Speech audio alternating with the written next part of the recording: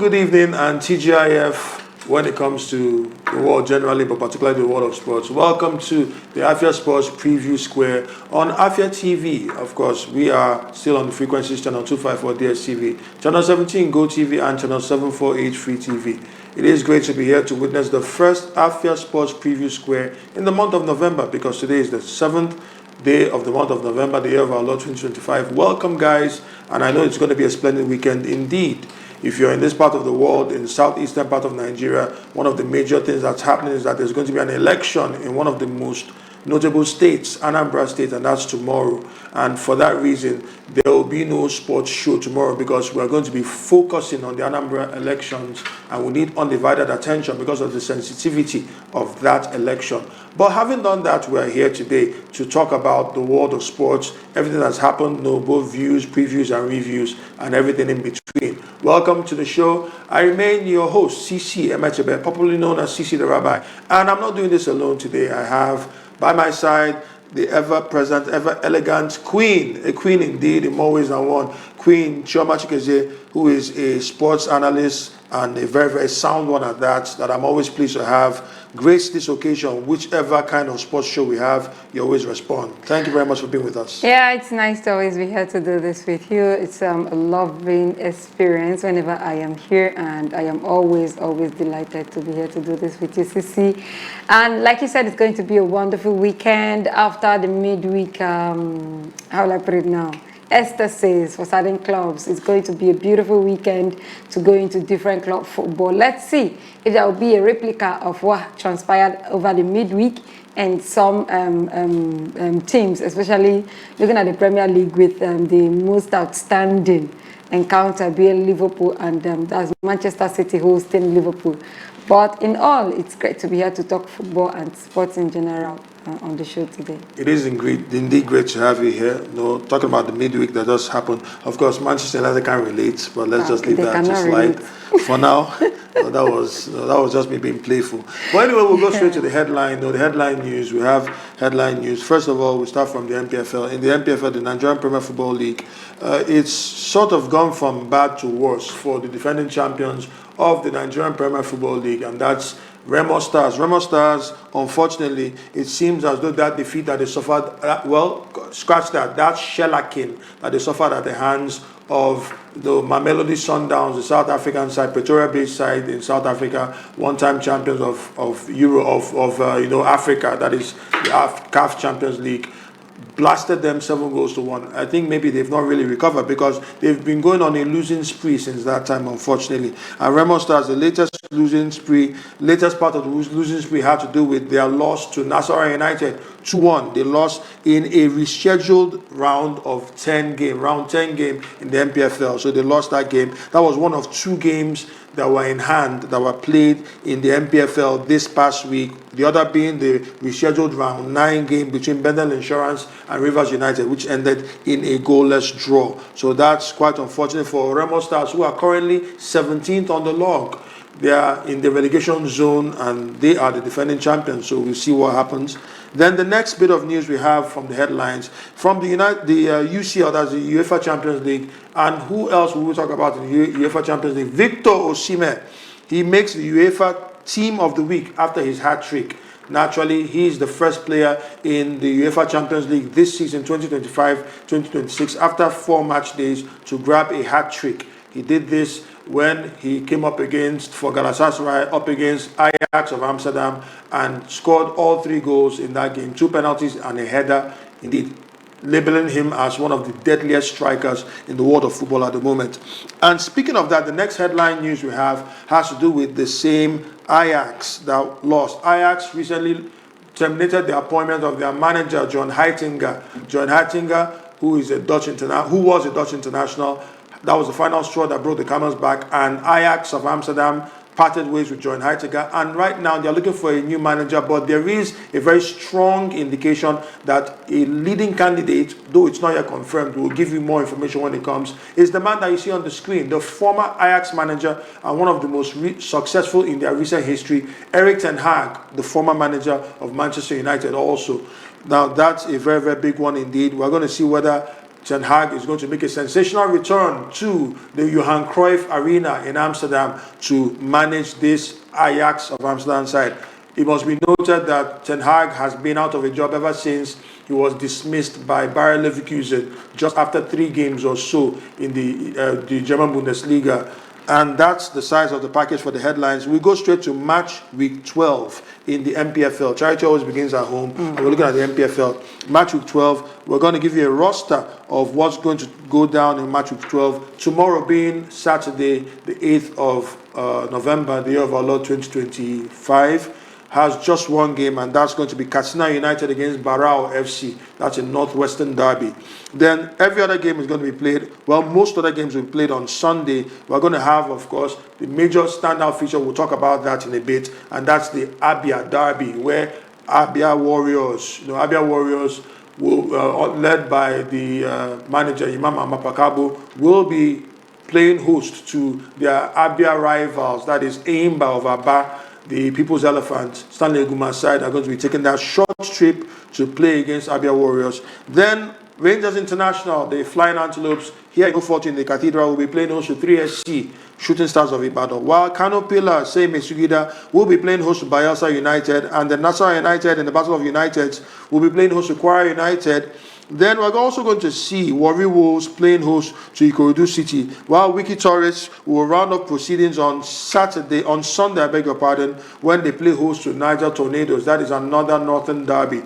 So all those games are going to be by 4 p.m. on Sunday, the 9th of November 2025. We are going to have some games, 3 games on Monday the 10th of November, and those games are Remo Stars, the defending champions, playing host to El Kanemi Warriors. Then we're going to have Kun Khalifat, the Owerri side, playing host to Rivers United, and then of course Plateau United will be playing host to Bendel Insurance. These games are going to be played by the same time, 4 p.m. on Monday the 10th of November 2025. Now let's get straight to the business at hand. We have 2 major fixtures, really tasty. There are a number of tasty fixtures there, but for want of time, because we are in the southeastern zone, the oriental zone, we're looking at an oriental derby with a difference. This is an Abia Derby because these are 2 brothers that are locking horns. Who's the elder brother, who's the younger brother? That's a topic for debate.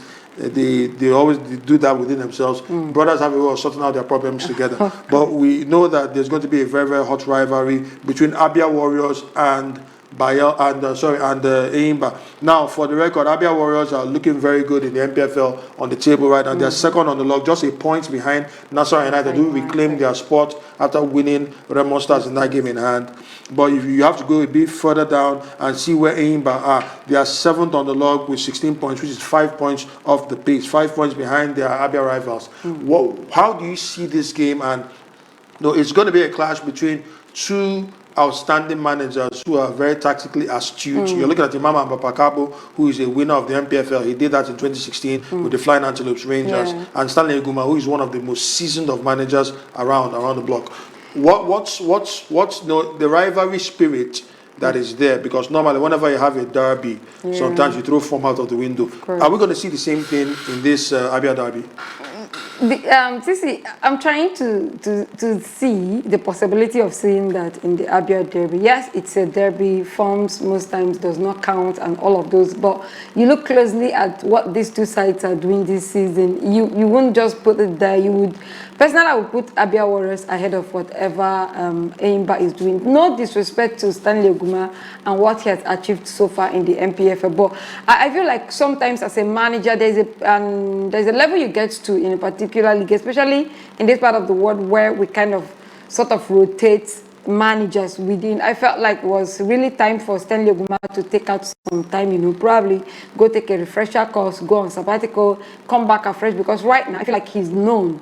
He's played almost every manager within. And talking about Imama Apakabo, Imama is one coach that personally I feel like if I have to tell you these are some very good coaches in the NPFL, he will make that list for me.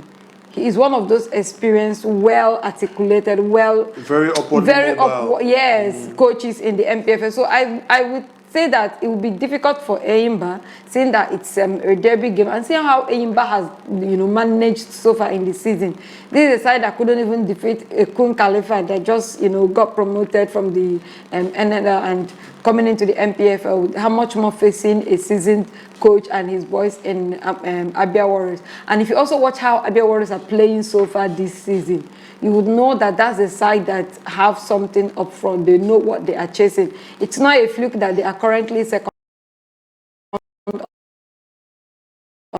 on the log in the NPFL table, even though some persons will say the league is still afresh. We're already in 10 matches already, and before you know it, it's over. But I feel like it's going to be a fierce encounter. It's going to be enjoyed by fans, and I seriously hope that fans do not mar this encounter, because encounters like this, especially in the south, is somehow we get to see some issues here and there, fans interference and all. But if it is free of those, we're going to see an enjoyable game, but one that will definitely see some good number of goals. But I'm still finding it difficult to pitch it on the 10th of Eimba, because I feel like Abia Warriors are more equipped for this one than Eimba. Well, they're more equipped, you would say that, but also when you consider the fact that Eimba and Abia Warriors have scored the same number of goals, 11 goals apiece. Yeah. Well, Eimba have considered 8, Abia Warriors 7. So it's still even Stevens, but it's just about the position on the table, 5 points separating. Okay, well, we're going to move a bit from there. Let's hope that that game lives up to the hype that is surrounding it. But we're looking at another game which is one of the major fixtures, one of the standout fixtures when you talk about rivalry in the NPFL over the years right now. I remember when, and this is Flying Antelopes, Rangers International, our beloved Rangers, we played host to 3SC. Shooting Stars of Ibadan, that rivalry has always been fresh. I was privileged to, one of the times I was interviewing, the great mathematical himself, Shego Degbami. And one of the things he kept on reliving was the times he would have that ongoing rivalry with Coach Christian Chukwu, sorry, heaven rest his soul, Coach Christian Chukwu, Chairman Chukwu. So then he was a symbol. Coach Christian Chukwu was a symbol of Rangers while Shego Degbami, mathematical, was a symbol of what is now known as 3SC. And that was a running battle in the 70s, getting down to the early 80s. And it was a thing, but that rivalry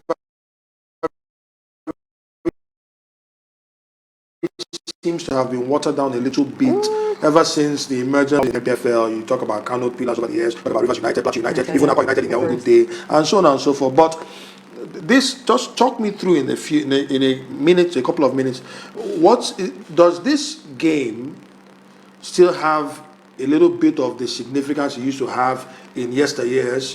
Talking about Rangers International clashing with Shooting Stars of Ibadan. It is, let's know about this game. What do you think about this one? Well, I feel like the truth is it does not have that atmosphere that it used to have those days. It does not command that greed that fans are looking forward to. It's 3FC versus Rangers, and that is no fault of theirs. It's because of the level at which. Sorry to interject. Could it be that maybe perhaps because that rivalry that ensued in the 70s between both sides was not necessarily a territorial rivalry, but more of a title-based rivalry. 3SC have not been contenders for a very long time. Yes. Rangers, of course, have been. They have been contenders in recent years. Yeah, that also it's added to it, and the fact that most fans now do not even know what it felt like being a Rangers fan back in the days, or being a 3SC fan back in the days. So it's more like, it's just looking like a very regular game. It's just like a normal NPFL game in recent times. And I will also say it's not entirely based on it was a title rivalry in those days. It was because aside the title rivalry, just like Manchester United versus Liverpool, whether Manchester United is contending for the title or not, you just see that when it is Manchester United, Liverpool, you just see the atmosphere is different. Even from every part of the world, not just whether they're playing at Anfield or whether they're playing at Old Trafford. So I feel like if fans were rooted deep down into the fanship of both Rangers and 3SC, would have still felt the same thing. But be it as it may, I feel like Rangers will have an upper hand on this one because they're playing at home. And this season so far, Rangers have been quite impressive at home when they play their games. So 3SC on the other hand, they're not really there. They're just neither here nor there so far this season. So it's going to be a difficult one for them. But I think Rangers will come up top in this encounter. Okay, let's hope so. Anyway, the fixtures, we've already read out the fixtures, but we're going to give you the table for the NPFL before we move on to something else. You have Nasarawa United, who are top of the log with 22 points, and right behind them, Abia Warriors, who finished as the highest placed southeastern side last season, and 11 games in, they are looking really good. Then they are second on the log, and behind them by 3 points is Ikudu City. Oga boys to men. Think about that. They are third on the log. Then Warri Wolves are fourth on the log, very interesting with the same number of points. Niger Tornadoes are fifth on the log with 17 points. Likewise, Rivers United, who are sixth, and a point behind them are Eimba, who are seventh, and Kwara United are eighth, Shooting Stars ninth, and the Cathedral United are 10th. All these clubs mentioned have 16 points apiece. Then you come to 11th, the Academy Warriors, who have 15 points, and Bayelsa United are 12th with 14 points. Rangers International, the Flying Antelopes, with a game in hand, are 13th with 13 points. And then you have Wiki Tourist, who are 14th with same 11 points. Kun Khalifat are not too far behind, just by a point, but they are 15th on the log. And then Plateau United are currently 16th on the log with the same 12 points. And it's looking very bleak for Remo Stars, even though it's still early times. The league is not a sprint, it's a marathon. So Remo Stars fans should actually take solace in the fact that there's still a lot of football to be played, because they're 17th on the log, and if the league ends now, they are going to the NNL, quite sadly. But it's not ending now. Yeah. They are in double figures. Bendel Insurance also should rest on the same oars, because they have 9 points in 18th. Barra FC share the same number of points, 9 points in 19th. They are the penultimate team in the group. And then the Basement Boys, the Atlas of the group, that's carrying the world on their shoulders, and the world is an NPFL size shaped world. And it's Canopilla, same as Yuida, for reasons best known to them, for their violence and everything. They are 5 points on the board with 20th on the log. We mentioned that Rivers United are currently, so where are they again? They are sixth on the log. And Rivers United, it's not news to everybody. I just want to reiterate it for those who are not aware. Rivers United are the only side remaining in the continental showpiece as far as the CAF continental games are concerned, whether the first tier in the CAF Champions League or the second tier in the CAF Confederations Cup. They scaled through after beating Black Bulls of Maputo, Mozambique, 3-2 on aggregate in the second preliminary round of the CAF Champions League qualifiers. And as a result, their reward is a very tough group of death, Group A, where they are going to be playing alongside Pyramids, the defending champions of the CAF Champions League, Pyramids of Egypt, and then RS Berkane of Morocco, and then Power Dynamos of Zambia. Those are the three sides that they are going to face. Very, very, very tough indeed. But the bigger they come, the harder they fall, and we're going to hope to see what the the Rivers United boys are going to be able to do. Let's hope that any hope for them. Just say it now. The thing is, any hope for them, it's football, right? And you cannot write any team off. But looking at that team, that group, in as much as people feel like it's a very tough one for Rivers United, no doubt. But I feel like if properly managed, they can actually take advantage of certain factors. Yes. The fact that we have Pyramid FC and RS Berkane in that same group, yes, it could actually be some sort of good fortune for the. How do I mean now? RS Berkane will meet what's the name now? They'll meet the Pyramids and the Power Dynamos too. Yeah, they'll play now. Pyramids will play against RS Berkane, and twice, right? Yes. One away, one home. Now these two. Whatever happens between these two over those two legs, Rivers United can actually take advantage of it. Now, if Rivers United are able to take 6 points from the debutant, that's 6 points, right? And waiting for what happens between these two sides and ensuring that probably they grab a draw at home against these two sides, and that's 8 points. So if they manage this game very well, they can actually come out of this group, depending on what happens between RS Berkane and Pyramid. So for me, I feel like it's just calming your nerves, and planning the game very well and taking advantage of your chances, because this is football and nothing is cast in stone. You know, one of the things I love about Nigerians, especially Nigerian football fans, you know, our tendency to bring out and then start calculating everything. And they calculate the points before the games are played. No, come on. Which other country can do that? If he is, you run up. We love this country so much. And talking about the calculating different things, there have been calculations here and there concerning the World Cup playoffs that are coming up. Exactly 6 days from now in Morocco, Nigeria is going to be locking horns with Gabon, the Panthers of Gabon, up against the Super Eagles of Nigeria, and it's going to be a very, very important one to get that final berth against either Cameroon or DR Congo 3 days later. But Eric Chelle, just the information that we're getting, Eric Chelle was supposed to release a list. That list is meant to come out maybe hopefully by today. We are not yet sure whether the list has come out. Our updates to verify. But the last information that we got is that Eric Chelle has delayed that list because of the conflicting forms of players that he has in mind to be part of the squad. He wants to do that. He needs to update the fitness of some of the players. Yeah. There are 3 key players in particular he has his eyes on. He wants to be very sure that these players are fit enough to be part of his plans. One person I can tell you that's not part of his plans, based on the information we're getting, is Kelechi Iheanacho, Senior Mankels. He's not part of his plans. That's the record that we're getting. But why would they even consider Kelechi well, it's Iheanacho? just to say so. I mean, I called him Senior Mankels for a reason. He's a senior man. Of course, he's but senior man.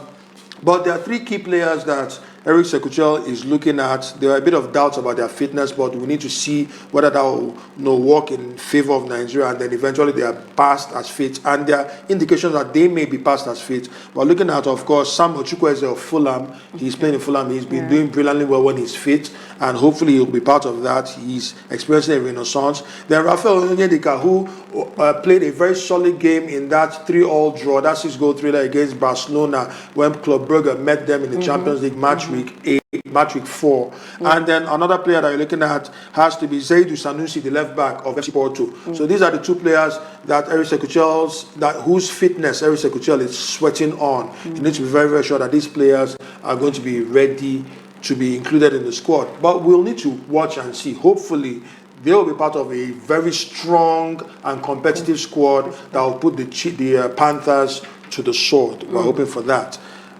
Then still on that, just to connect, there is a player who, barring injuries, is going to be part of that squad.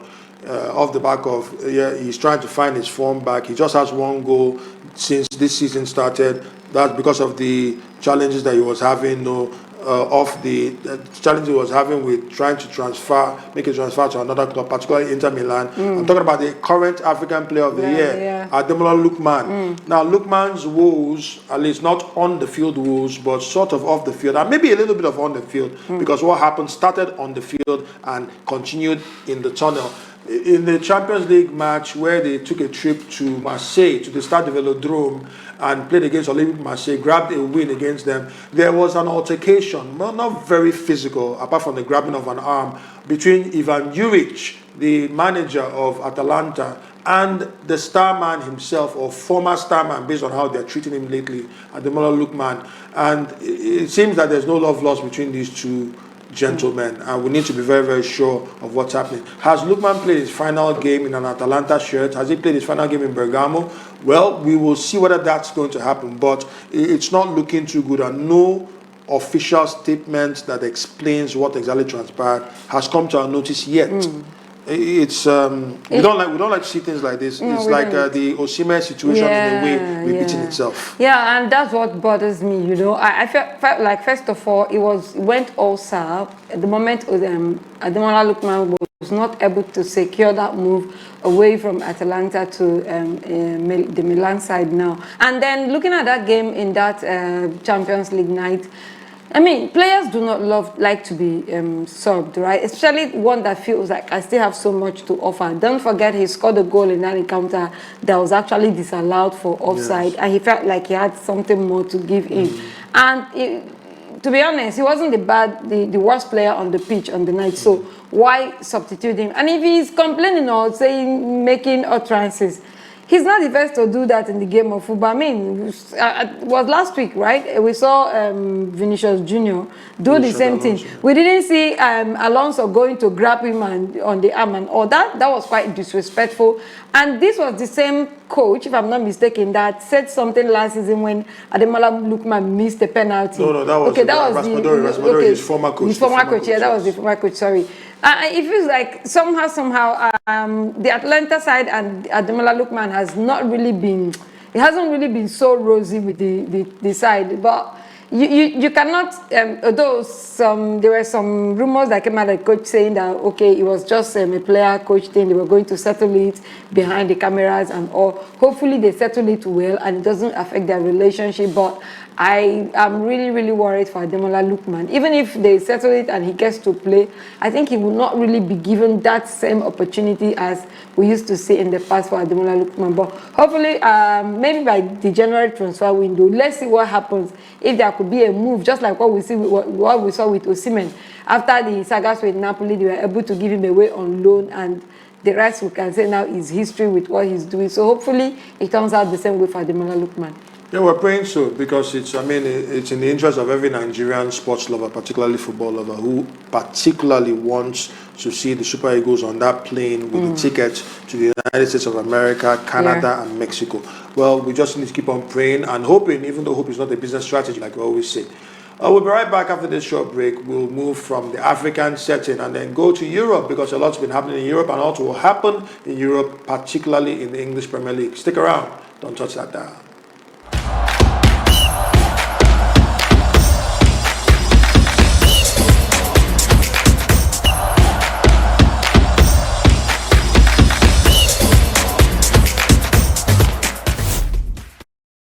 You're welcome back to the Afia Sports Preview Square on Afia TV. Of course, as usual here, the channels, the frequencies still remain the same. Channel 254 DSTV, Channel 17 Go TV, and Channel 748 Free TV. We are moving straight. Oh, no, we're not moving. Scratch that. We are already in Europe. My private jet is warming up and it's already landed. And we're in Europe, going straight to the English Premier League.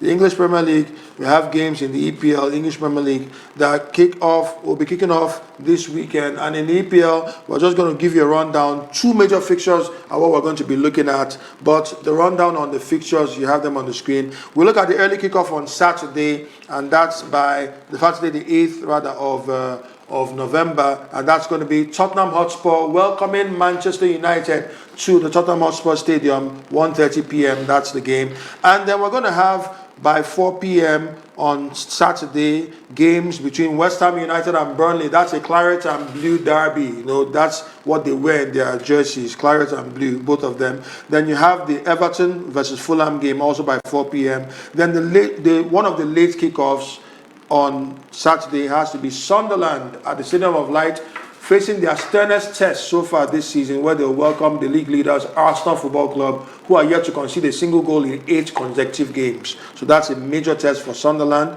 but they have an Arsenal old boy leading the ranks in Sunderland, and that's Granit Xhaka, the captain. Then you have Chelsea welcoming Wolverhampton Wanderers, the basement boys, the only team that are yet to pick up a single win in the EPL after 11 match days. That's going to be by 9 p.m. Then we're going to have games on Sunday. Brentford will be playing host to Newcastle United. Then Aston Villa will be playing host, welcoming Bournemouth to Villa Park. Crystal Palace will be facing their bitter rivals, Brighton and Hove Albion, at Selhurst Park. Then Nottingham Forest will welcome Leeds United to the Forest Ground. And then what will cap off a fantastic weekend in the round of 11 EPL has to be that Etihad clash between Manchester City and Liverpool. We're going to start with that right now. Manchester City will be playing host to Liverpool. The corresponding fixture of this game last season ended this way, 0-2. Yeah. And that was Liverpool, an imperious Liverpool, who did the double over Manchester City, beat them 2-0 at Anfield, then beat them 2-0 at Etihad. Yeah. You're having a Man City side that, for want of a better expression, and this is no disrespect to them, have become Haaland FC. Erling Haaland has 13 goals. Yeah. And that's more than 60% of the goals that Man City have scored this season, close to 70% or so, which means they're over-reliant on him. The next highest goal scorer for Man City is OG. No OG is own goal. Own goal, yeah. Then every other player has one goal, one goal, one goal, one goal, yeah, one goal there and all that in the EPL. And that's really sad, very, very sad for Man City. But a fit Man City, a fit Erling Haaland firing on all cylinders, will it be too much for this Liverpool defense that have really struggled in recent times, even though they've bounced back with consecutive clean sheets? That was against Aston Villa 2-0 and against Real Madrid 2-0. Would it be too much for Virgil van Dijk, Konate, probably Robertson? I would assume it's Robertson that will be playing in place of Kerkez because he has been better than Kerkez at left back so far. And then you wouldn't really say who's going to play right back, whether it's going to be Conor Bradley or Szoboszlai, depending on who's going to be in the midfield. If for instance, this guy, what's the name, Florian Wirtz, is going to be given a chance to play for Liverpool, that means he will occupy the Szoboszlai position because that is Szoboszlai's position as an attacking midfielder. But containing Haaland seems to be the major thing that needs to be done by most teams.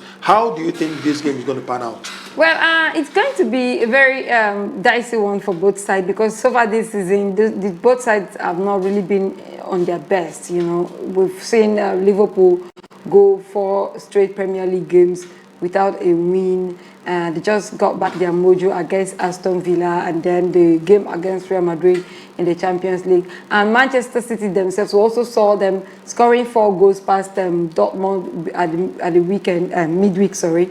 They also have not really been that Man City that we used to know in the past. But in all, I feel like it's going to be neither here nor there.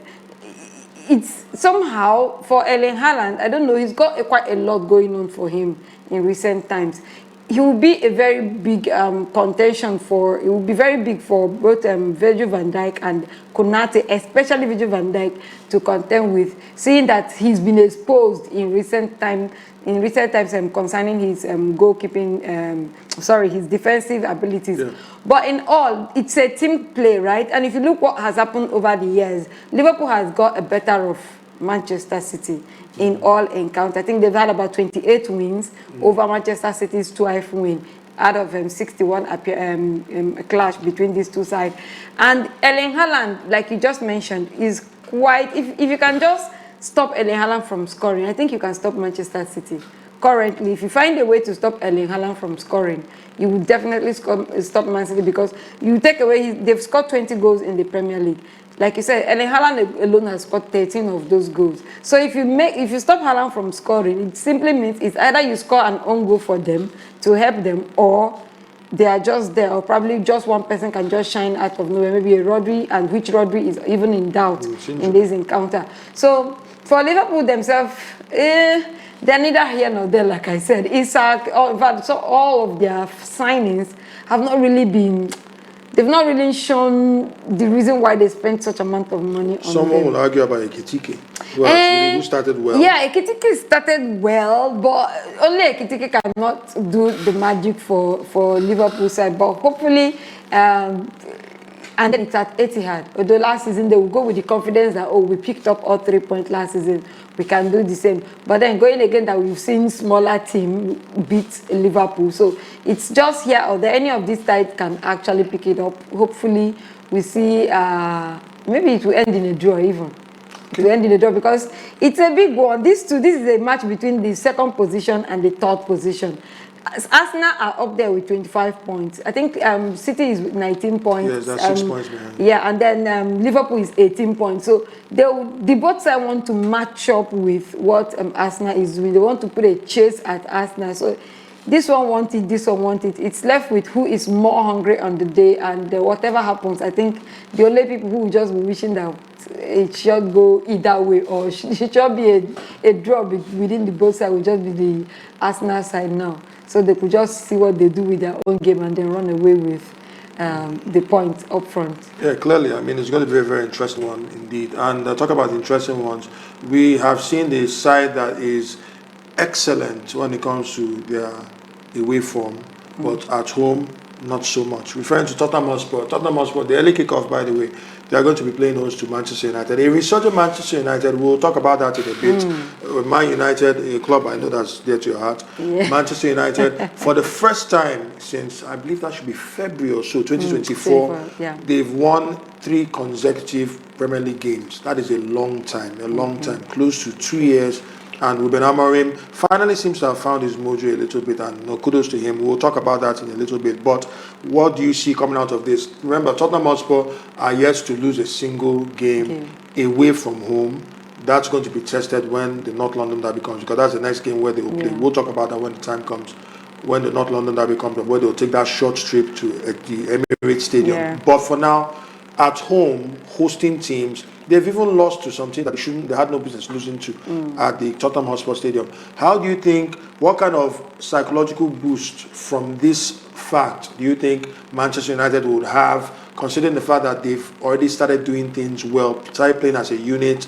Brandon Mbeumo has really been, for me, the pick of their signing so far this season because of his ability, continuing from where he stopped in Brentford.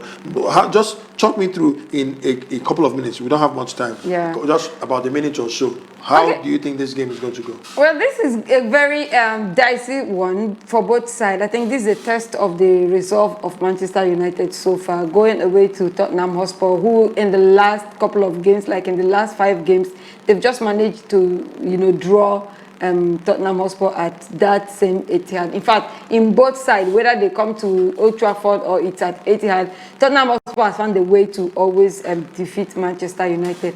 And Thomas Frank, so far this season for Tottenham, has actually been quite impressive. Although I feel like it's going to be very, very keenly contested. We saw what Ruben Amorim did away at Nottingham Forest, going to face Sean Dyche's side also, new manager bounce and all of those, and they were able to, get that done, get a point at or on the way. Going against Tottenham Hotspur, I think it's going to be a very keen one for Ruben Amorim. This game is going to be very special for him. Don't forget, this was the same Tottenham Hotspur that stopped him from, picking up his first trophy in his first time or his first half season with Manchester United, losing that Europa League finals to Tottenham Hotspur. So I think this is going to be more like a revenge for the boys, or probably another way, because if they win this game, they further take their game up. If you look at the table currently, it's looking like the NPFL table, where one game puts you down, the one win takes you up. If they win this game, they might just luckily be finding themselves in the second position, depending on what happens between City and Liverpool, because Manchester United have 17 points, White City have 19, and Liverpool has 18. So it's a very dicey situation. It's a game that I think Ruben Amorim would want to win. Same for Thomas Frank, because if they also win, they up themselves up there in the second position. So it's going to be a very entertaining one for the fans generally to see. Yeah, we're looking forward to that. Ruben Amorim up against Thomas Frank, 2 very, very brilliant managers. I'm talking about brilliant managers. We'll just drop this now as we wrap up things. Ruben Amorim, of course, I think this is good news to the ears of Man United fans worldwide. Ruben Amorim and Brandon Mbeumo have won the October Manager and Player of the Month in the English Premier League. Of course, they had a very, very solid one indeed. We mentioned earlier that Ruben Amorim was the first manager in Manchester United to win 3 consecutive Premier League games. So in October, he won 3 straight games in October. Mbeumo has been a revelation, scoring goals for fun for this Manchester United side, bailing them out, and he's been scoring some vital goals, critical goals, and deservedly so. Even though some would argue about the fact that, maybe some would say that this is tokenism, but maybe you could just say, fine, it's okay, because some would argue and say that the person that deserves Manager of the Month has to be the one that has really had a flow. And that's Mikel Arteta, and maybe Player of the Month is still open, but Mbeumo thoroughly deserves Manager of the Month for Amorim. Well, I don't think it depends on the angle people are looking at it from, because I had to go, it's not just here. I've had some fans also come out and say, oh, they are compensating him, oh, they are doing this and that. But I look at it critically, and I had to look at what are the criteria for awarding the Manager of the Month. The only criteria is, your performance on the month. That is for nomination, right? They nominate you and then they put it out there for votes. Fans have 10% of the vote, and that they have a panel that finally cast their vote and also consider in considering the votes of the fan, also then picking out the one who wins. So if people are of the opinion that, okay, yeah, it should be Arteta because he won all 3 games, he had clean sheets and all. And you're also looking at, first of all, these 2 managers won all 3 games in October in the Premier League. Amorim is definitely not playing in the Champions League or the other competitions, and those other competitions are not Premier League games, so they are not considered. Yeah. So you look at Amorim won all 3 games, Arteta won all 3 games. Now you want to say Arteta had 3 clean sheets, right? Amorim had more goal difference, even though he conceded. He had more goal difference. So even if you add all of the goals that Arsenal scored without conceding, Amorim with conceding and scoring, he had more goals, more plus goals than Arteta. So all of this put together, but I feel like it was not just that. It was the fact that when some people say it's just patronizing. No, when there is a tie between 2 people, yeah, you now begin to look at other factors to differentiate them. Yeah. And I feel that was what played out in Amorim's favor. For the fact that he played very dicey games. No one expected him to beat Liverpool. He was the one that started this Liverpool. Okay, maybe after Crystal Palace, he started the Liverpool downfall. And don't forget, some persons before then rated Crystal Palace above Manchester United, considering what they've done since last season, going into this season. Then you look at the game against Brighton also. Nobody expected that they would beat Brighton. Probably maybe the takeaway game would have been the Sunderland game. And so winning all of these 3 games, and in the manner and fashion he did, definitely, I felt it's, endeared him to the heart of those who voted, and they felt that he should be deserving of it. But even if Arteta was given, yeah, it wouldn't still be. Me, I felt like, that the games that Arteta played, he would definitely win those games. Considering how far they have started so far this season, he will win the game. So it wasn't really a surprise. But for Manchester United and Amorim, it was a surprise that they were able to get all 3 wins in October. Okay, which further strengthens the claim of tokenism that some have, even though I'm not subscribing to that. But come on, it doesn't really matter. I think unless apart from maybe the pettiest of Arsenal fans, nobody will really want to be interested in what happened there. Come on, they don't care. What Arsenal fans really care about is the title at the end of the day, yeah, and they're already moving towards that. But that's you say, a lot of Arsenal fans are really hammering on it. No, at least I interact with a good number of them. If it makes Man United fans sleep well at night, fine, no problem. But good, big congratulations to Ruben Amorim for winning October Manager of the Month, and also for Brandon Mbeumo for winning the Player of the Month in the month of October. Very, very deservedly so. You guys have done well. We'll be right back after this short break as we bring the final wrap-in to this Afia Sports Preview Square on Afia TV. Stay tuned. Don't touch that dial.